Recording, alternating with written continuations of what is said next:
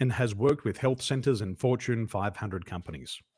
She also holds a master's degree in management. Today, we're exploring how to repair workplace culture. Please welcome Janice Brathwaite. Janice, good evening to you. Good evening. How are you? Well, they say you can always be better. My mum would always say you can improve on perfection. So There you go. that process of just wanting to get 1% better every day. Hmm. So thanks for asking. Yes. What I would like to know is what's your least memorable moments in the workplace? Oh, that was one of them I'm really ashamed of, but really it turned into a good thing. I was very early in my management career, and I was working for a tech company, and I went to a conference, and I left my lead person in charge of the group. When I came back, I met with the lead person and said, how did everything go? And she's told me, and she said, but so and so, they were just out of control. They were going out, leaving when they wanted to, going out to lunch when they want, just causing all kinds of havoc. So I called everybody into a conference room. I kind of gave them a debrief on the conference, and then I said, then I said, I went around the table and I thanked each person individually for being there, and while I was away and doing what they were supposed to do. When I got to this person, I skipped right over it and I went to the next person. And all of a sudden I saw this little hand go up saying, I think you missed me. I said, no, we'll talk about that later. And then I went around. Next thing I know, I saw her crying. She was crying. When I walked out of that room afterwards, I said to myself, Janice, you either need to learn how to do this right or you need to get out, because you can't be making people cry in your career. It's not right. So I started doing a lot of, going to courses, reading, looking for mentors, people that I admired, taking pieces from, their leadership style. And basically that's how I crafted who I am today. And I've never made anyone cry since then, which is good. We used to do team briefings every day in Emirates Airlines. So we would be given a team of 17 cabin crew, would have two or four flight deck, 400 customers, and a aircraft that was worth $500 million. And then we were told, go and fly it around the world and come back safely. So it was a lot of Yeah. responsibility. And in these briefings, I had a similar experience to you, but when I was leading the meetings, I would go from person to person and I would say, good morning, please share your name and let us know your special skill. And in a room of 17 cabin crew, most people could tell you their name, but they couldn't tell you their special skill. And they would drift off. So I would make eye contact with them, good morning, and I'd ask them, what's your special skill? And they'd start to look around the room. I'd say, hey, back here. The answer's not on the roof. What's your special skill? And it was Hmm. interesting that some people could name it and others couldn't. But a lot comes to light in those briefings, especially a lot of emotions, as you've mentioned. Managers today are expected to be self aware, and they're also expected to have emotional awareness of others. How important is that with managers of today? Oh, I think it's extremely important. I mean, there's a different workforce out there today. I do a speech or a talk on intergenerational understanding in the workplace. And I think it's extremely difficult for leaders today and managers to really meet the needs of each individual group. and really understand them. I think it's more about understanding them. I really don't like the categorization of the different generations. I feel that they stereotype people. You know that all Gen Ys are this way, all Gen Zs are this way, all Boomers are this way, and I try to get people to think about it in a different way. You know, and become more self-aware of what they're doing when they're doing that. And I also kind of turn it around, saying, well, supposing you were you're going to interview someone, and maybe you don't really know how old they are, but you can kind of figure it out. You're not supposed to, but you can kind of figure it out. And that, whatever generation comes in, and you've already got these things in your mind about what they're going to be like. This is what this employee is going to be like. That's so unfair. You know, it's kind of like, racial stereotyping. You know, I mean, being a woman of color, I can relate to that. And I say it's the same kind of thing. People are making assumptions about the kind of person you are. So you need to find a better way to develop more understanding of the generations and, and what their needs are, to have them understand who you are as well. So I think it's very, very difficult. I think it's the most complicated it's probably ever been for leaders, having to work in an environment where there are different, I guess, how can I put this? Different things that people need and want. But when it comes right down to it, I think the bottom line is most people want someone they can trust, whatever that whatever that looks like. If you can't trust the person, how are you going to be able to interact with them on a really genuine way? Because you're going to be always holding back and not saying to people, saying to that leader or telling that leader what they need to know, or maybe what they should know, or maybe what they don't know. And Mhm. that's so important. I mean, there's so many moving pieces out there for leadership today, Mhm. that you need people who are going to be able to speak, speak to power, so to speak. I think this concept of trust is thrown around a lot of businesses, and it starts as a concept. What's the strategy to build trust? Where do we start, and what do we have to go through to build trust with our people?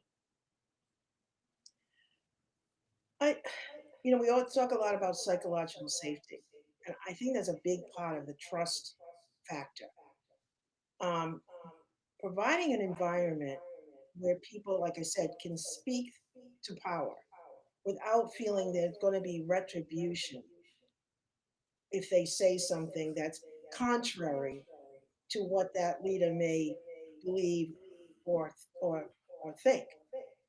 And having leadership be able to absorb that, take it in, and be able to deal with it, not in a way that stops that type of interaction, but really encourages it. I've been in a lot of meetings where, and I tell a story joke. It's actually a joke, but it's really not.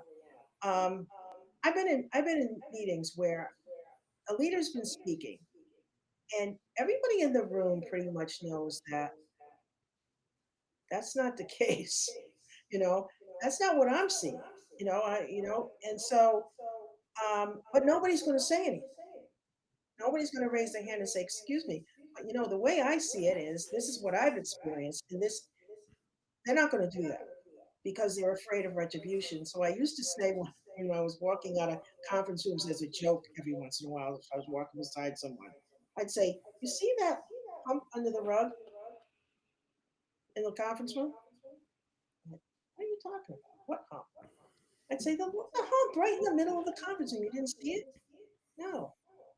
I said, well, what that is everything we've swept under the rug. And you know what's going to happen? At some point in time, we're going to have to deal with it. And we're not going to want to deal with it, but we're going to have to. And that's how I see it. It's like sweeping stuff under the rug and saying, oh, don't worry. What do they know? What do those people know? I mean, I've had leaders tell me, well, we don't have time for organizational culture. We don't have any time for that. And thinking that's your whole thing. That's your whole organization. What are you saying, really? Um, and I mean, just kind of out of the box kind of thinking, in a bad way, out of the box. Um, it can really destroy the trust of the people with the leader. The other thing I say is, I'm actually going to write a newsletter on this, about management by walking around, which is an old concept, but one that's sorely needed to be resurrected in this environment.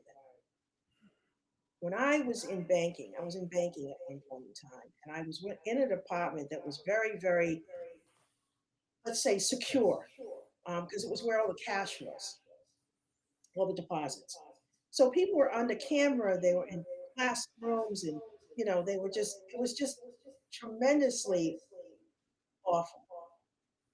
And I said, I've got to find a way to make this a more, the environment's the environment, but the way that I interact with them, is that going to make things, I want to make things better. So I didn't develop, I instituted management by walking around, and also self-directed teams. And I learned so much by getting up out of my chair in my office and walking out and talking, just talking. I mean, not necessarily about work, but to get to know them and get them to get to know you as well.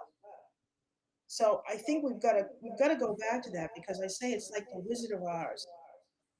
Leaders have become the wizard behind the door, behind the curtain. They're so busy, they're so involved in everything. They don't delegate well. That they don't. Nobody knows them. It's like the Wizard of Oz. You know somebody's there, but you never get to see them. And I've had many leaders that are like that. They just close that door, you know, and that's where they stay. With being able to speak to power, what are the foundations that new leaders need to have in place so that's a possibility for their followers? Well, a lot of times people become leaders, um, based on what I well, people said a leader's a toxic leader's made or born.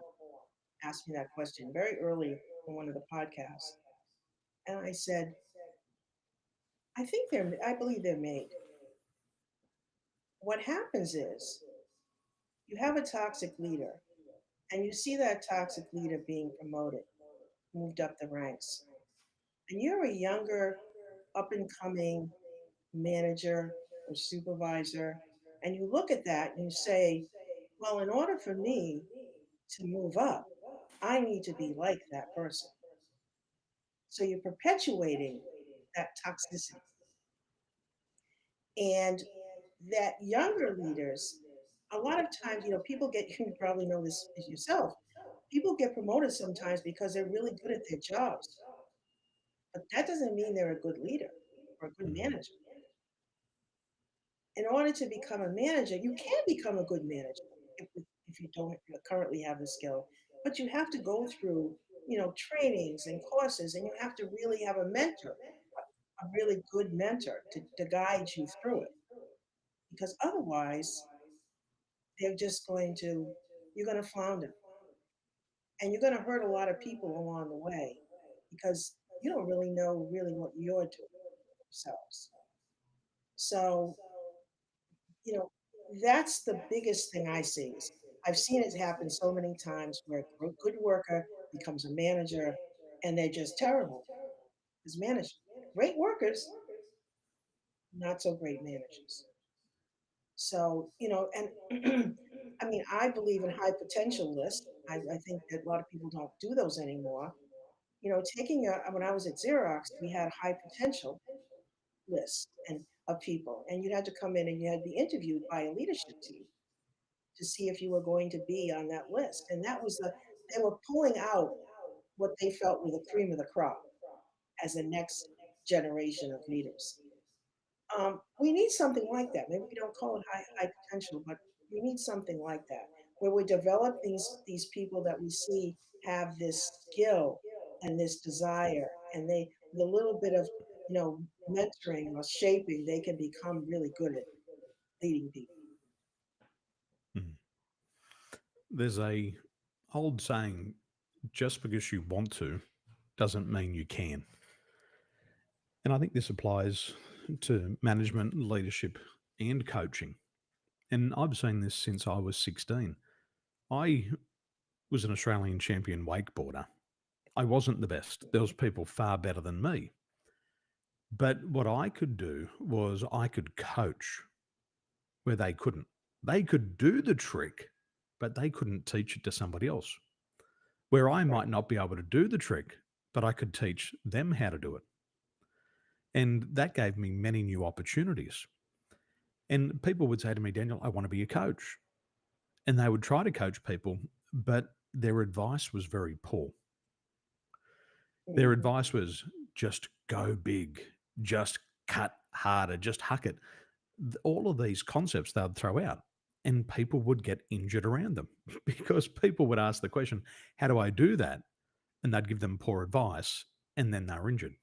And I think that comes back to that concept of psychological safety. First of all, just because you want to doesn't mean you can. And if you can, you do need some training. It's like every Olympic athlete is trained. But sometimes in business, Exactly. people think, why do I need to be trained? Why do I need to train? Well, every Olympic athlete has to train. Every professional athlete has to train. Every Hmm. astronaut has to train. Every pilot has to train. Right. Every chef has to learn how to cook. And I think those are also the basics of psychological safety is you've got to have the right skill set to manage, lead, or coach. Right. Right. So And important. and I mean, another thing is, I'm also very much into values. I was very interested in the story you told me about, the airline in the meeting in the morning. Um, I used to do this when I was doing. I used to teach did patient experience training when I was in healthcare. One of the things I did. And at the very beginning, I would go around the room and say, "So tell me what the value of your organization is. What are the values of your organization?" And I get that same look, like, like, what? Huh? What? And they'd say things like, well, we will serve everyone no matter their ability to pay. And I'd say, yes, that's what you do. But what's the underpinning? What's the value underneath of that? People struggled, absolutely struggled to come up with values. And I don't think we really focus enough on values. When I do like value driven hiring, I talk a lot about identifying your values and hiring people that can appreciate your values and can display the values that you have. If you don't do that, how are you going to have that are going to people are going to look at it and say, well, they're not. I thought they said their value was this, but we see this all the time in advertisements and I thought they said their values were this, but they're not. They talking about this. I don't get it. So I'd say, in value driven hiring is really about it starts with the job posting. You need to be able to call out your values in that job posting and not just list them, Mm. give examples. One of the ones I would say was, especially in the community health world, is, you know, um, we, we, again, we serve everyone no matter what their ability is to pay. And we also are have a very multicultural environment. People from many different parts of the world come to our organ. So people get a clear understanding. So if they say, I don't want to work with those people, you know, they, I don't want to work with them. Well, maybe you self-select and get yourself out of that. You don't apply. That's the point. We want to bring in the best, and we don't want to just have people applying nilly-willy, really, whatever, and they don't meet the values. I mean, values is so high. I mean, to me, you know, it- they're the number one thing. That's what drives your whole organization, in my estimation, is the values. And having leaders that emulate those values, that show those values, that is so important because staff is going to say, well, they're saying one thing, but they're doing something else. So why should I trust them? Mhm. They're not true to what they're saying. And so that is has really been something that I've really stressed with everybody that I work with. The values, we got to figure out the values and get your organization aligned with those values. We've got to be real with the values. Firstly, with ourselves. I do a lot of recruitment for real estate, and we're looking at those values. And one of the values for a real estate agent is they must have a high appreciation for money. They must want the commission. They must focus on money 24 hours a day. And if we have a look Hmm. at real estate agents globally and salespeople globally, the number one motivator for the world's top salespeople is an economic driver. They've got to be obsessed with the target. Right. And you've got to be real with that. And if you love money and that's really important to you and that's your God, just Hmm. go and focus on that and bring that strength to the world. But a lot of people Right. aren't true with themselves. And an example of that was I was working with a young man and he was in real estate, but he was conflicted. He felt that there was too many rules being broken. And he couldn't understand that the realm of real estate is in the gray zone. Everything's negotiable. Somebody Right. can offer less for a house. Somebody can pay more for a house. Somebody's willing to pay more for a commission. Somebody will pay the absolute rock bottom. And it's in this gray zone, but he was really black and white and he couldn't function in that environment because of his values. And I asked him one day, I said, what are you best at? What do you really like to do? Now, there had to be a lot of psychological safety for him to say this because he said, Daniel, I like to hurt people. And I said, okay, you like to hurt Mm. people. And what does that mean? He said, I've been a trained fighter my whole life and I know how to hurt people. He said, I applied to get into the military, but I had tattoos on either neck or hands Yeah. and I couldn't get accepted. So I'm doing this job. And I said, well, if you can't get into the military, what's another example? He said, I could get into the federal police. And I said, have you applied? He said, yes, but the tattoos. And I said, well, where could you hurt people and have your tattoos? He said, I could be a prison officer. Mm. And I said, well, as a prison officer, could you enforce the rules? Is it black and white? He said, absolutely. And I said, what Yep. would happen if somebody stepped out of the line? He said, I could hurt them and I could do it really good. Right. And I said, why don't you go and do that job? And in that environment, that's the exact person that they're looking for. They're looking for Exactly. somebody who can follow rules, implement rules, Mhm. and if there's an outbreak in the prison, you've got to be a bigger, badder son of a bitch than everybody else. And that was him. Exactly. And he went and Yeah. did that, and he was the happiest man I've met. So happy. He goes, I Yes. said, have you hurt anybody? Yes. And he said, yes. Did you like it? Yes. Did you do it good? Yes. Now that might not It's be appropriate in a healthcare setting, but in a prison, right. that's absolutely important. And that was valued when he went there. Hmm. So I think we've Yeah. got to be real with our values, first with ourselves. Right. Lead with your values. I think that's important. Very important. Is one of the leading things. Is people need to know who you are. It's Mm, same thing as being a leader. People need to know who you are. You know, mm. Now, you don't have to tell them all the nitty gritty stuff that you don't, your personal stuff. You But don't if have you to do take your want to dirty share some laundry of to that, work. exactly. But you need to. People need to know. Okay, when I go in to talk to Janice, I know she's going to do. She's going to. This is how she's going to be. She's going to sit back. She's going to listen to what I have to say. She's going to ask questions, so I need to be prepared for that. And then at the end of it, we'll decide together what parts of this thing this work is going to work and what parts aren't.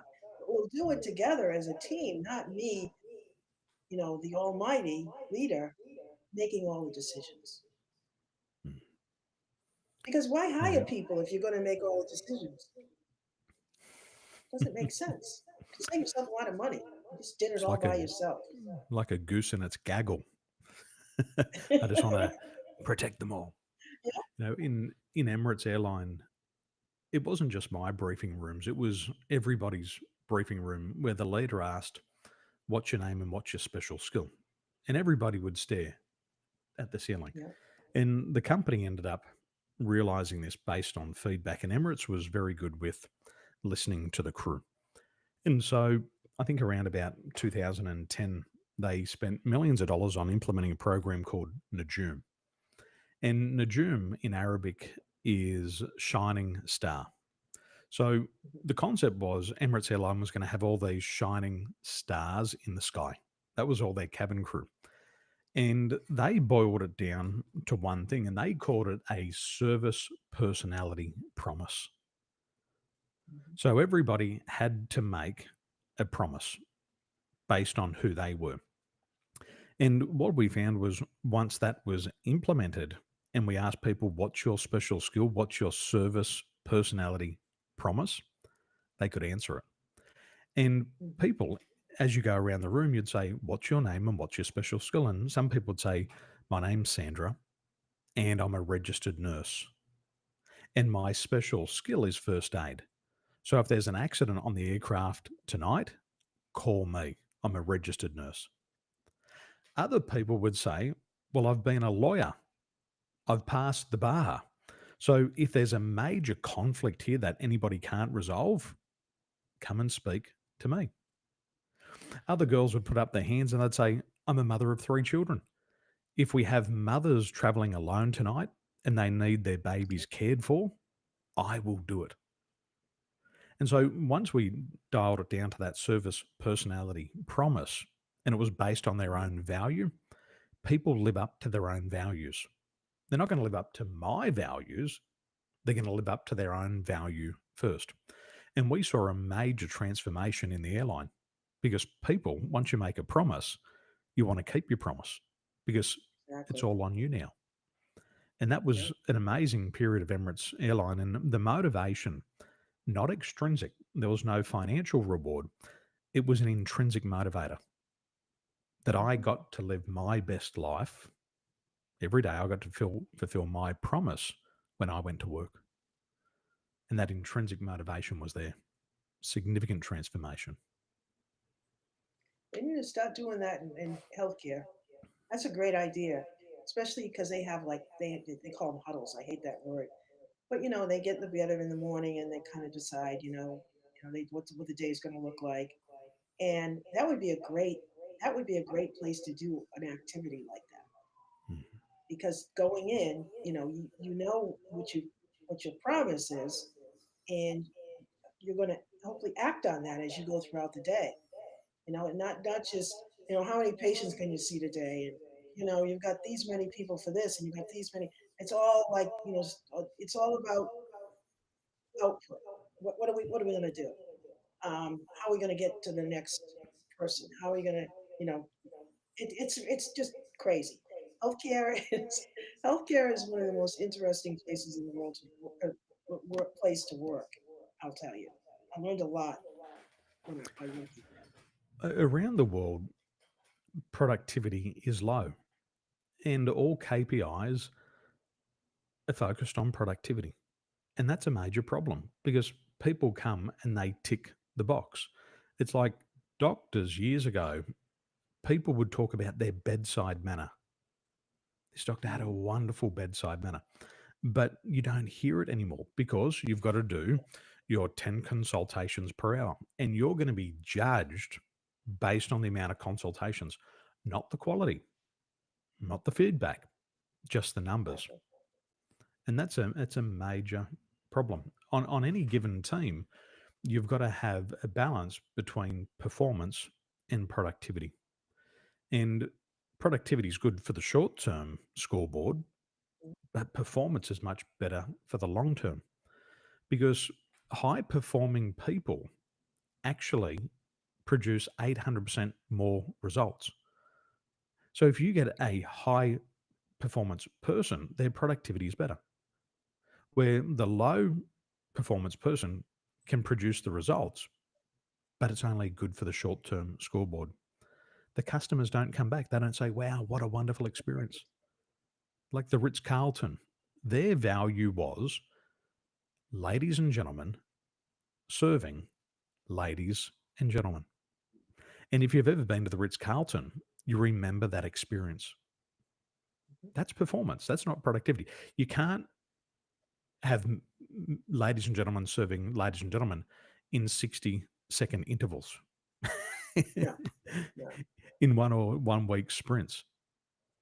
You need I had time to a do that. on the ground experience with healthcare a couple of years ago. And I tell people that, of course, because I was in healthcare, I was probably more aware of what was going on as far as, the way things were going. But one of the things it just was like a flash that came to me. The people that I remember the most in healthcare were the ones that treated me like a human and not Mm, a patient. They saw me beyond whatever was going on, with my medical issues, but saw my more humanistic needs. And I'll tell you, they were few and far between, which is sad. I mean, I think there were three in the whole time I was doing in there. Um, and I think that we've lost the visualization of the human that's sitting in front of you. Like you say, it's just about get them through, get them through. I mean, it's like a production, literally like a production line. mm.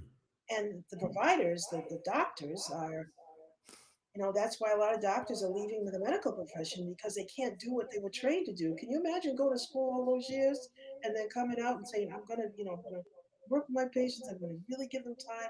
And then you work for some place and they say, oh, no, no, no, no. You have 20 minutes. You got 20 minutes. You got 15. You got 15, 20 minutes, and maybe 30 minutes for a physical. Mm. And they say, well, that's not where I went to school for. I went to school to work to help patients, to help people. I can't do that in that environment. Well, that's a business that's built around what's important for the stakeholders, not built Mhm. around what's important for the customer. Right. Customers and patients are living their problem on a daily basis, and they live it inside of their head. And when they sit in front of the doctor, they have to be able to articulate it. But you can't articulate your personal history within a 5 or 10 minute consultation. You need somebody to listen. And even coming back to that psychological safety that you were mentioning before, you can't get psychological safety with a doctor because you assume competence and they've got a schmuck on. You Right. can't do it in 5 to 10 minutes. You've got to be able to talk. The doctor's got to be able to listen. The patient has to have the Freudian slip. And then Mhm. behind all of that, the patient will actually tell you what's the root cause. And once that cat's out of the bag, then the doctor can deal with it. But it takes a long time to get through those layers. I had an experience recently at the hospital. They were very nice. I got my appointment fast. That was great. And when I got there, they were 60 minutes delayed, and that pissed me off. I'm a businessman. I've got things to do. So I'm waiting, I'm waiting, and they're putting them through like sheep going through a gate. And I went in there and I sat down in front of the doctor, and the doctor said, "Tell me what's wrong." Now, first of all, I'm a human. Ask me how I am. Ask me how I'm doing Right. because I might tell you I'm not doing that good today. Right. But Right. that was discarded. It was just about the physical. Wasn't about me as a spiritual or an emotional being. And so I said, I've got a problem with my back. She spun me around, tap, tap, tap on the back 3 times. Any pain? No. Okay, I'll send you for an x ray. And I was in and out of that seat within 60 seconds. I got Wow. my little referral and then I was up to getting an x ray. I had my x ray, nothing like, hey, how are you today? Just get everything out of your pockets, no metal, come stand here, pushed out the door, away you go. So I go Right. back downstairs, get the results. Doctor looks and says you've got a crushed vertebrae or degenerative disc or something like this, and I'm going to give you these pills, and you're going to do this rehabilitation. Now I'm trying to look at the X-ray to try to figure it out. And I'm looking at it, I'm going, that doesn't look like a crushed vertebrae. That doesn't look like a degenerative disc. Like based on my assessment, there's equal space in all of that area. That's not it. Yeah. So I didn't take the medication and I didn't do the therapy because it didn't make sense and it was a waste of my time. I was angry and I had to go through Right. that all over again. But the next doctor I came to sat me down and said, how are you today? Tell me about what the problem is. Okay. Is it happening at work? Is it happening at home? When did it start? When's it not there? And that consultation was for about 15 minutes. Now, we didn't get to the root cause, but I felt like within myself, I was better understanding the situation. Right. Right. Came back a couple of weeks later, saw another specialist. This specialist sat me down for 20 minutes, didn't even put a hand on me, just went through all the personal history, asked all the questions, and said, are you feeling stressed? And I said, well, thank you for asking me. Absolutely. I got multiple businesses. I'm doing this and that, and I've got kids and I got a wife. Ah, now we get it. It's like, could Mm-hmm. this be a little bit psychosomatic? Yeah, well, I think it might be. And at least we were getting through those layers. But that psychological safety was there. I was treated like a human, not just a number or a share for the shareholder. And that was a Right. much better experience. And I felt that through that, I started to heal. Yeah, I mean, it's amazing. It's amazing when someone treats you like a person and a human being in a situation which is very stressful. Anyone that's going to their doctor, even if they feel like they're in great shape, they're always afraid they're going to get that. Oh, I saw your whatever your blood pressure's too high. Or Mm. you never really know. And you're right about having that like kind of calm down, a cool down for the patient, so that they can begin to talk without being nervous or afraid or skeptical about what might happen to them if they tell you the truth about what's going on. So, um, I mean, and the other thing you're talking about, giving, we could talk about this forever. Giving tests. That's the key. When I don't know what to do, order a test, an X-ray, an MRI, a CAT scan, something that lets the patient know that I'm dealing with this. And a lot of those, no wonder insurance. I don't know where you are, but in this country, insurance is out of sight. It's just out Mm. of sight, the cost. And a lot of that's based on the fact that we're doing all these tests all the time. It's just, it's not necessary most of the time. Sometimes it is. You have to do multiple tests to figure out what it is, but not all the time. So, In you know, holistic medicine, they say a technological solution without a psychological solution only works in the short term. yeah. And technology is oftentimes is giving them the Western medicine first. Hey, have this Hmm. medicine and see what happens. But it doesn't solve the deeper problem. Here in the Eastern world, the last thing that they want to do is give the medicine. The first thing they want to do is have a look at the person.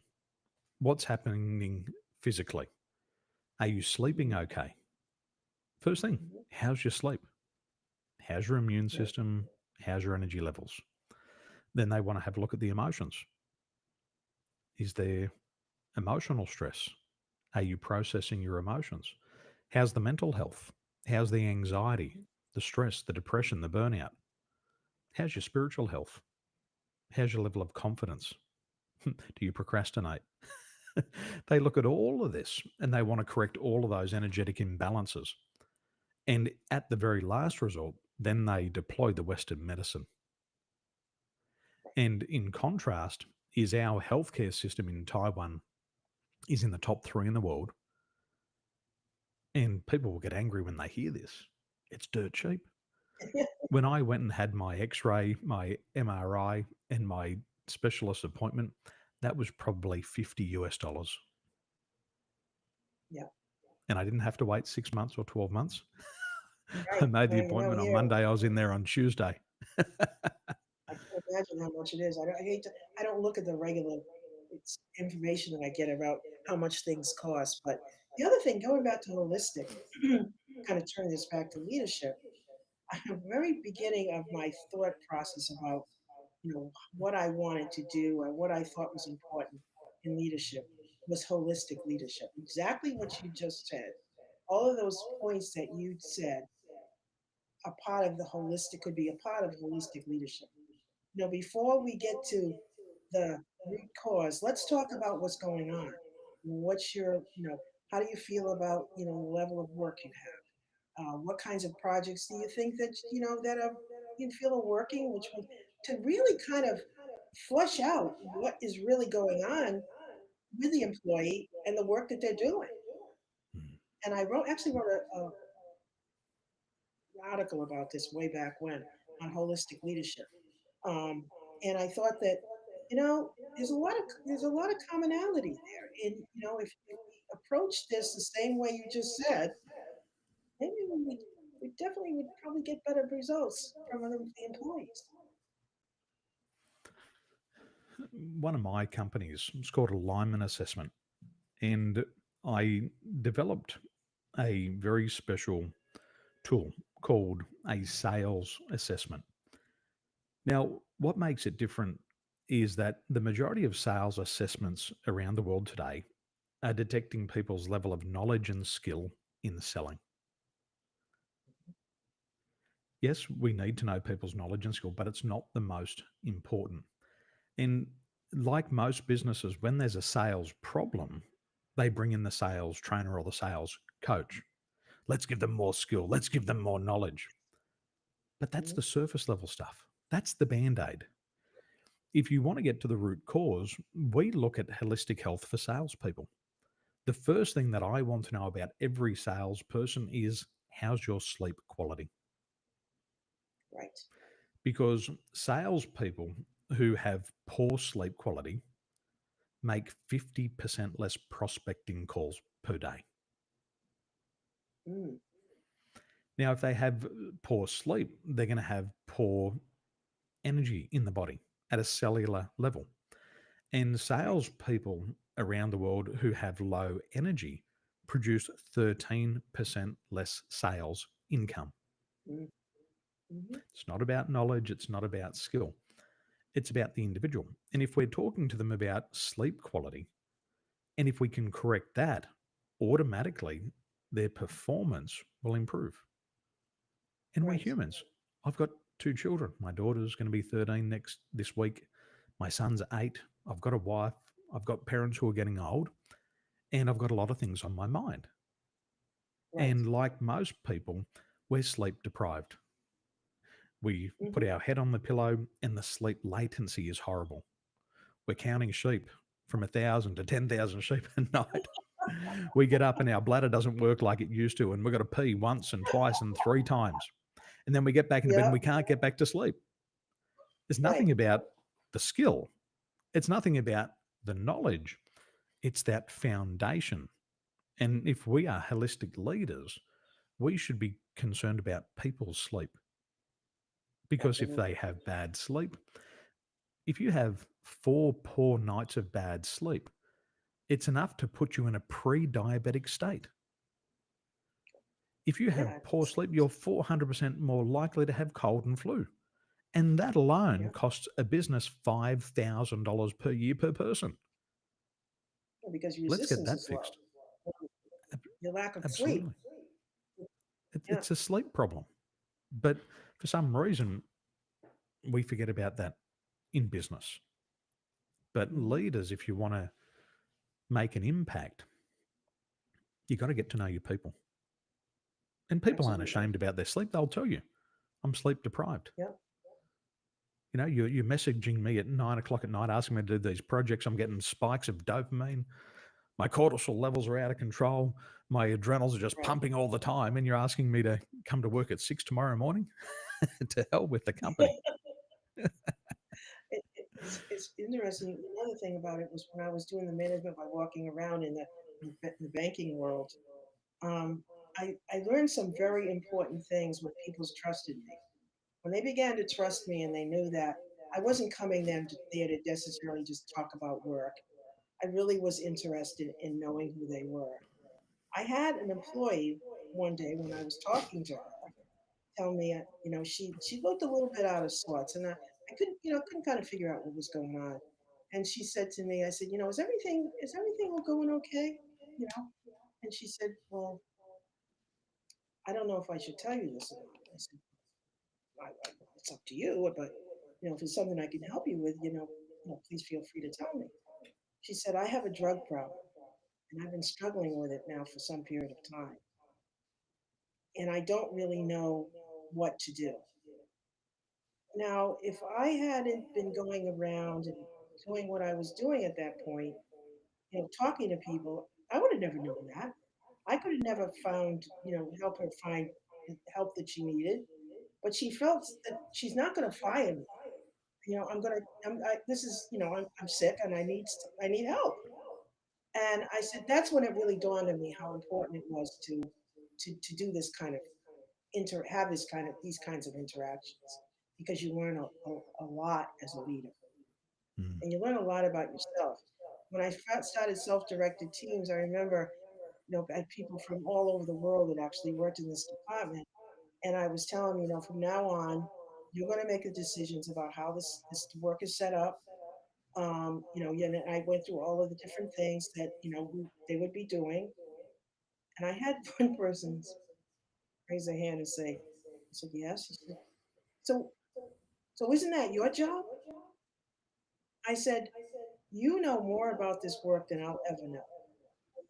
You know all the deposits, what needs to be counted, how it needs to be. I don't know any of that.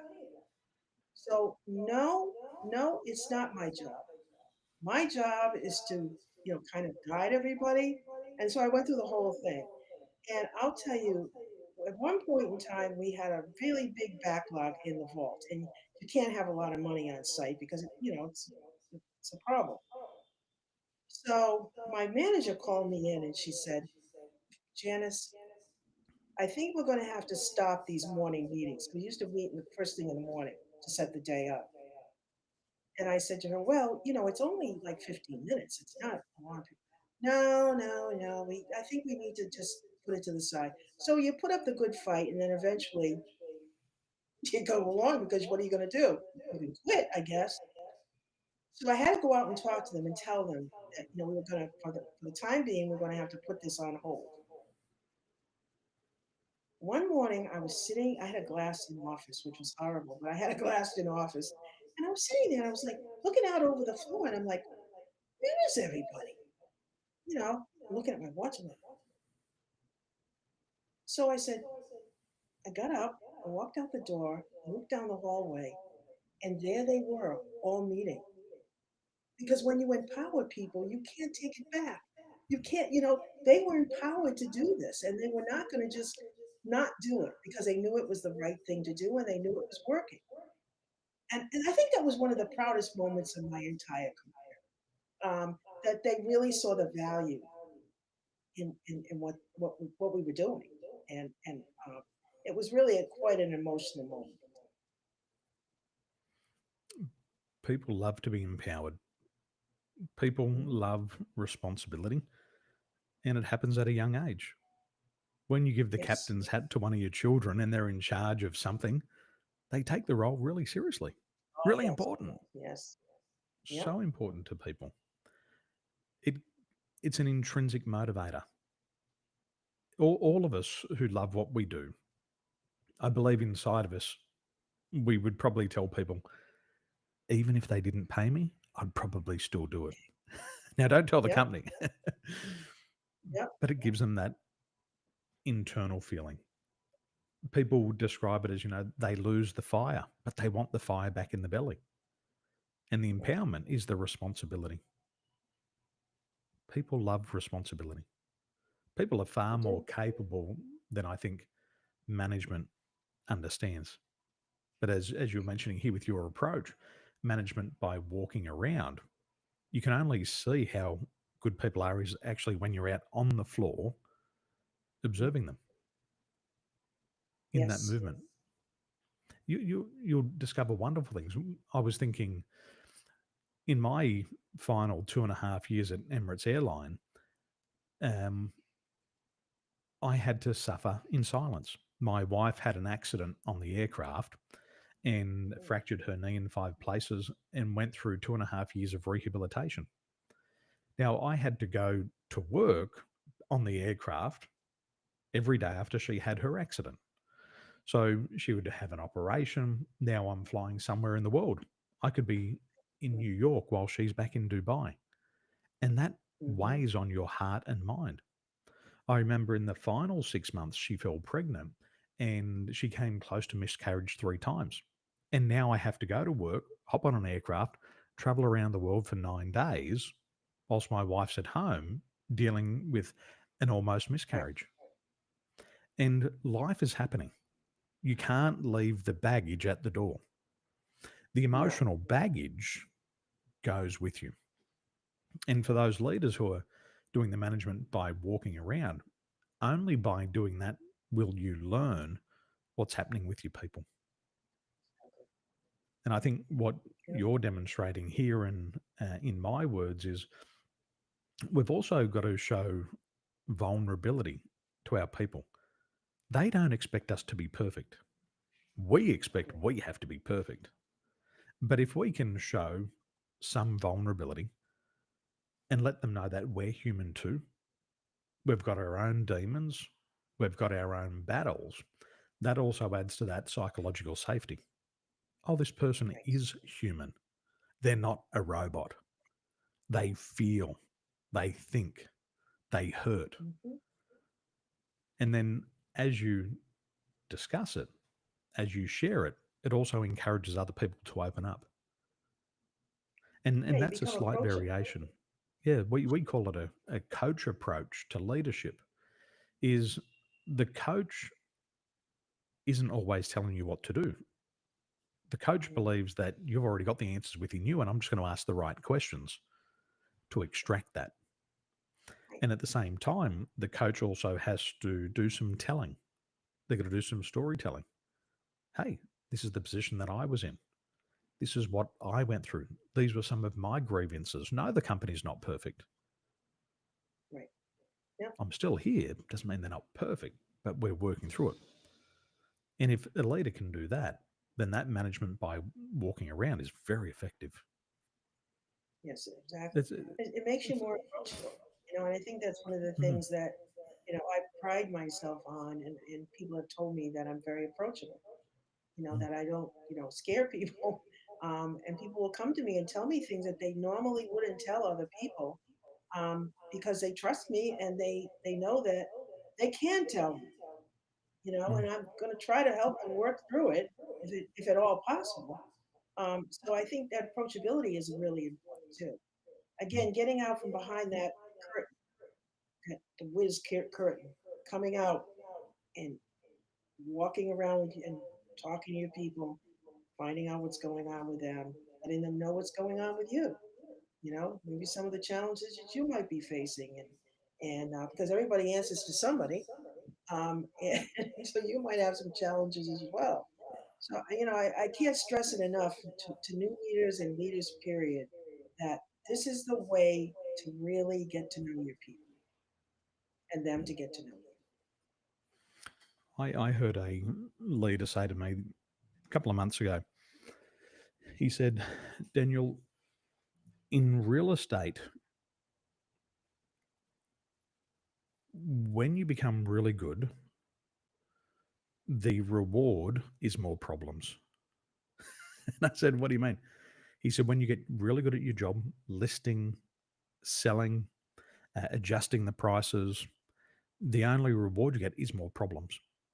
And you could see that the more successful he has become in business, the more problems he has to deal with. I've got to Hmm. employ more people. I've got to have bigger Yep. teams. The systems have to become more robust. You grow the business, and now the complexities double and triple because now you're dealing with different payroll taxes. Now you're dealing with more people who are going on maternity leave. You're dealing with more customers, you're getting more customer complaints, you're dealing with more buyers, you're getting more buyer complaints. And he says, I would just love to go back to where I started from because it Mm, was so much easier at the beginning. But for him, he was suffering in silence. He's like, I don't want my people to know this. I've just got to deal with this stuff myself. That's my burden to carry. And they've got to help them deal with their burdens. And I thought about it. And I think that's true for a lot of people. The more successful you become, let's say you're a salesperson, a top salesperson is asked to become the sales leader. They know nothing right. about leadership. And then they're thrown into that den with those wolves and they've got to fight. But they haven't been given the knowledge or the skills or the training. But also, they might not have been selected correctly. Just because you're a great sales performer doesn't mean you're a great sales leader. Sometimes the worst sales performers are the best leaders because their approach is different. Hmm. Yeah, I came into healthcare. I knew nothing about healthcare, and I think that what I brought to the healthcare was the having worked in the for-profit world, coming into the nonprofit world. I had a different perspective on things, um, and so I think that there's some value. I mean, everybody has some skills of some type. Is bringing those skills into maybe a new environment or trying things differently, or you know, not doing the same old. And you're right. What's when you're successful, more is expected of you. And I don't think a lot of people understand that okay, I'm successful now, so I'm fine. No, no, no, no, no. It goes up like this, and then it goes up like this. So more is going to be expected of you, and you have to be able to deal with that, understand it. Especially when you're managing and leading people. As a business owner, I might divide my time in threes. 30% of my time to deliver a service with my customers, 30% of my time in preparation to deliver that service to my customers. So there's 60% of my week gone. And then I've got 30% to be able to steer the business. And what I've found is that with the introduction of I can do so many things quicker. Mhm. But because there's more blank space and I'm a high performer, it gets filled in with all these other things. And so instead of enjoying the reward for figuring out how to use technology, more stacked up on the plate. And I went through a period where, with the introduction of I felt guilty for having blank space. I felt guilty for breathing in the fresh air. And what do we do Yeah. when we're guilty? We're going to get busy, better fill up the plate once again. And then I was tied back into it. And that's the same thing with all high performers.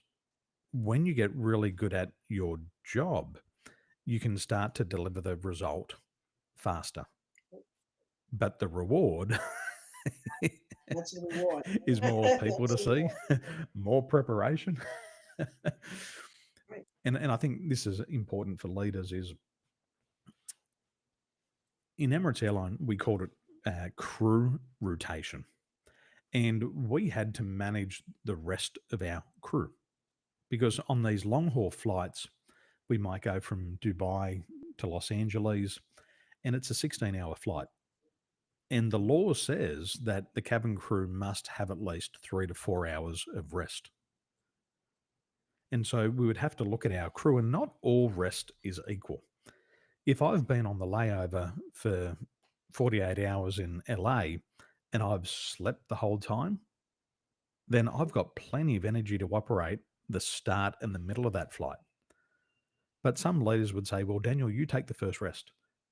You want me to take the first rest? I've been sleeping for 40 hours. I'm buzzing with energy. I don't- And then you put in the crew rest compartment, which is like a coffin, and you're staring at the ceiling for 3 to 4 hours. But we've got to rotate. And I think when we see somebody who's stressed, is get them to breathe, get them to go for a walk, take the foot off the accelerator, press the brake for a little bit, get out of the office, Exactly. go speak to another department. And that's one of the skill of the manager and the leader is just to make sure everyone's well rested. And you couldn't imagine an Olympic athlete competing every single day. You couldn't imagine a football team competing every single day. But we expect that Right. in business. I expect that you're going to win a gold medal we won't say that word, every day. And if you don't, you're off the team.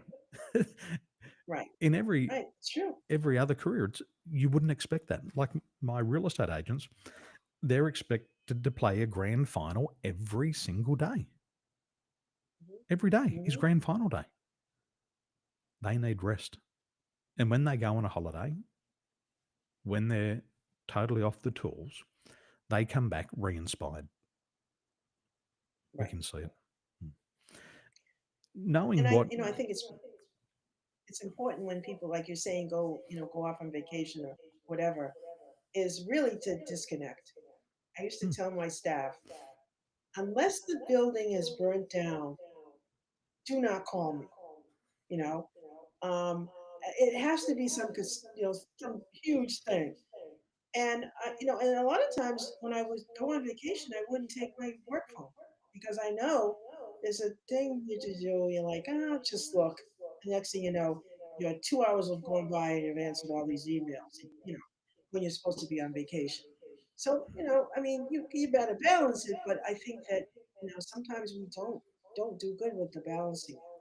Either all do all of this and none of this, or vice versa. It's and it doesn't make sense. It doesn't make sense, and I think that's why people experience burnout. mm. I mean, people get rewarded for staying after work late, which has always been such a strange thing for me to understand. If you have to stay late after work every day to do your job, something's wrong, and someone ought to be knocking on your door and saying, "Hey, I've noticed you've been staying late all the time. What's going on? What's going on with the workload? Is there things that kind of increased? Are you struggling with something? Whatever." It's not a sign of a great employee, but people think it is. It shows dedication. Not in my world, it never did. But I think a lot of people look at it that way. Yep. Dedication is hitting the hitting the key performance indicators and then stopping. Hmm. There is a problem in sports where people go too far. It's like to win an Olympic medal in weightlifting, you might only have to lift an extra kilo and you win the gold. You don't have to lift an extra 50 kilos for vanity. And those people who try to lift the extra 50 just to show off end up getting injured. And then they're Yeah, useless to exactly. themselves and to everybody else. It's like our mobile phones. We charge it up in the morning, we get to 100%, and we take it off charge. And the energy steadily declines. Then at night, we Right. plug it back in. But we know what happens when people are plugged in all the time: stress and burnout. We know what happens with mobile phones when they're plugged in all the time: the battery explodes, the bed catches Exactly. on fire, the whole building burns down. Yeah, And it's true. it's vain to think that staying in the office till 6 or 7 o'clock at night equals performance. It doesn't. It might be performance in the office, but that's going to deplete performance in the home. You're going to Absolutely. develop serious health conditions. And if you're Yes. spending too much time at work, your children are going to suffer. Not today. They're going to be suffering Right. 30 and 40 years from now because statistically, parents will spend more time brushing their teeth than in direct conversation with their children, which means parents don't even have 2 minutes to speak to their children. Right. I don't believe that's why somebody started a business. I'm going to start a business so you can No. only have enough time to speak to your child for 2 minutes a day. No, nobody wants that. But Because we've got to parents get have a out of lot of that guilt trap. too. I mean, never think you're doing enough. Like if you're a great parent, you don't think you're never doing enough. And I was always a working mom, so I have two sons, and I was always a working mom, and I always had this guilt feeling like, oh, I'm never at baseball practices, and I'm always showing up like harried to the football games, and it was so interesting the perspective of the time that I must have spent with my kids because my this is one of the loveliest things. One of my sons, my youngest son, came to my I was living in another city, and he came and he gave me a card. He said, "No, mom, before you open this, I want to say something to you. You were always there for me. You were always at the games. I mean, this is how he saw it because he knew that if I rushed in, you know, there was something else was going to happen because I got there on sort of on time." And I thought to myself, the perspective of just like you're saying, spending time, even if it's 5 minutes, 10 minutes, 15 minutes a day, just kind of checking in and getting involved a little bit in what your kids are doing. It's so, so important. I've never met somebody on their deathbed who's lost sleep over a to-do list at work. No, They're worried about how much time they have left with their loved ones. They don't exactly. care about that email that wasn't sent or that deal that wasn't done. It's about those minutes with their loved ones. Janice, knowing what you now know, what's one good idea that a leader could implement today to repair their workplace culture? The one that we talked a lot about today is the management by walking around. I think that if I believe that when leaders start doing this, they're going to not only find a lot about themselves and their people, but about the overall culture of the organization because they're going to hear things. You don't have to do a big assessment to do this. You just need to talk to people sometimes, and they will tell you. So it seems a small thing, but it's really a big thing. And I know that leaders are very busy, but I believe that if you do this, that you will take some weight off your shoulders. Number one, and number two, you'll have a much more productive, happier workforce. Janice, thanks for joining us. Thank you so much.